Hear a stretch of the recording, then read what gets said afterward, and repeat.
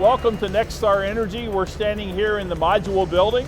Further to that, we're standing at the end of the first line that will be installed starting December the 14th. Should be producing parts mid-February. NextStar Energy is a joint venture between us, Stellantis, and LG. It's one of 3 plants in North America that will supply our electrification needs, again, associated with our Dare Forward campaign.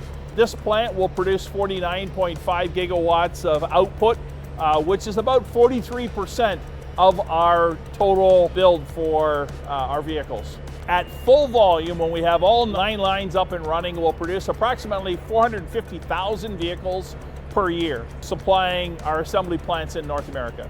The cell building is the biggest of all the buildings. It's about 6 times the size of the module building here. We have about 1,000 trades on site executing the construction work right now, and we expect at peak manpower in a few months we'll be up to nearly about 1,600 craft labor. Those are all Canadian-based craft labor as of right now, both in the Ontario area and from some out of province currently. So once construction wraps up and the facility goes into production, there will be approximately 2,500 full-time employees staffed in this facility every day to make the operations run on a day-to-day basis.